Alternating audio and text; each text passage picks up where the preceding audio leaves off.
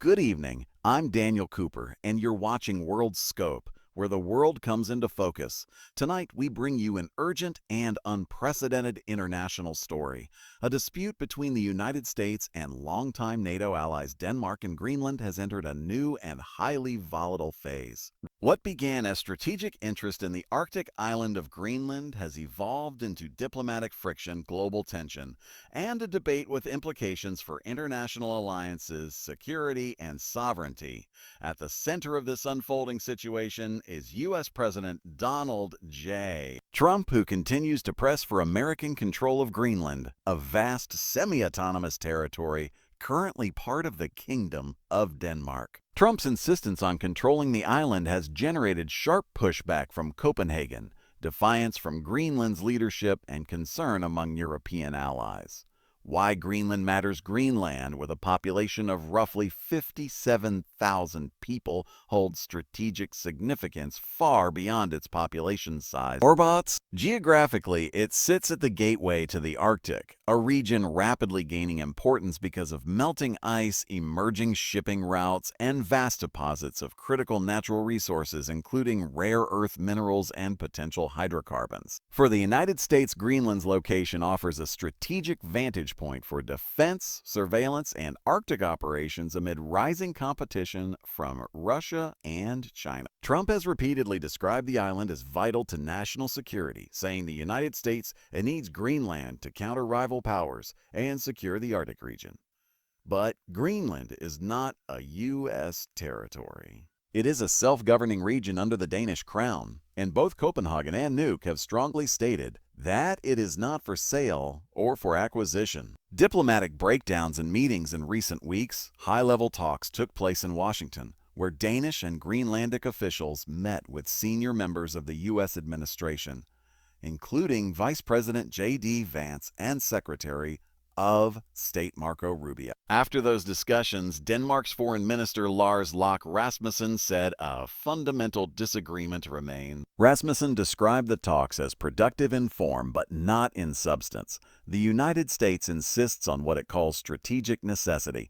Denmark emphasizes sovereignty, partnership, and international law. Following these exchanges, Trump reiterated publicly that the U.S. position remains unchanged. He believes Greenland is essential for national defense and that anything less than U.S. control is unacceptable. That stance has been met with widespread rejection by Danish and Greenlandic leaders. Greenland's leadership responds. Greenland's leadership has made it clear that the island will remain loyal to Denmark and is not available for American takeover. In public statements, Greenlandic officials have emphasized their island's autonomy and reiterated that any decision about its future must be made by its people, not determined by outside governments. In a widely covered emotional moment, Greenland's foreign minister visibly expressed deep frustration after a White House meeting, an illustration of the intense pressure and sensitivity surrounding this issue. Many residents of Greenland say they want continued ties with Denmark and do not want U.S. governance, despite the strategic arguments presented by Washington. U.S. domestic reaction within the United States, reactions are mixed. A recent poll suggests only a minority of Americans support the idea of annexing Greenland, with concerns expressed about damaging NATO and transatlantic relations if the U.S. aggressively pursues control of the territory. Members of Congress from both parties have sought to reassure Denmark and Greenland of continued alliance solidarity, even as they emphasize the strategic priorities cited by the White House. At the same time, some lawmakers have introduced measures aimed at blocking the use of federal funds for any attempt to seize Greenland without consent, effectively challenging the administration's rhetoric. European and NATO responses across Europe, leaders have expressed serious concern about the dispute. France's finance minister warned that U.S. actions with respect to Greenland could jeopardize economic relations between the United States and the European Union if pursued aggressively. Denmark has also taken steps to bolster security in the Arctic. Reports indicate NATO allies, including Germany, France, the UK, and others, are rotating forces into Greenland as part of enhanced joint Arctic defense efforts, a move aimed at reinforcing sovereignty and stability in the region. Yet while these deployments are described as defensive and symbolic, they underline how seriously European capitals are taking the issue as geopolitics intensifies in the Arctic. Resource trade and local concerns beyond security strategy, many analysts point to Greenland's untapped mineral and resource deposits, including rare earth metals and potentially valuable hydrocarbons, as a factor in global interest.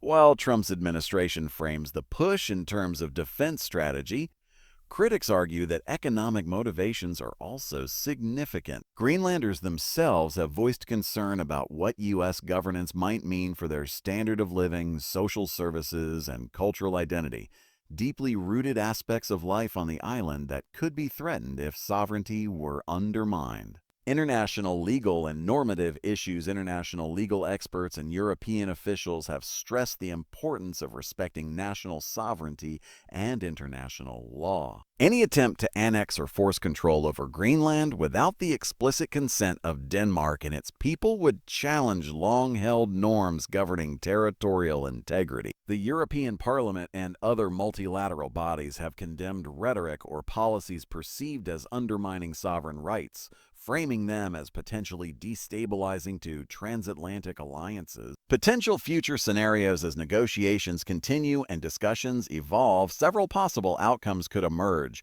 diplomacy and cooperation, continued high-level talks focusing on joint Arctic security, and respect for sovereignty could ease tensions. Legislative limits. Congressional action could restrict executive power or force a shift toward diplomatic engagement rather than coercive language. International alliance strain. If rhetoric escalates or aggressive measures are considered, transatlantic alliances like NATO could face internal fractures. Local self-determination. Greenland's leadership continues to emphasize that any future belongs to Greenlanders, not external governments. What this means for the world. The dispute over Greenland goes beyond a bilateral disagreement. It touches on how major global powers navigate sovereignty, alliances, resource competition, and strategic influence in the 21st century. It is a story that will likely continue evolving over months and years, not hours and days. Here on WorldScope, we will continue monitoring, analyzing, and reporting verified developments. From Washington to Copenhagen to Nuuk, this narrative remains a top global headline with far-reaching implications. I'm Daniel Cooper, and you've been watching WorldScope, where the world comes into focus.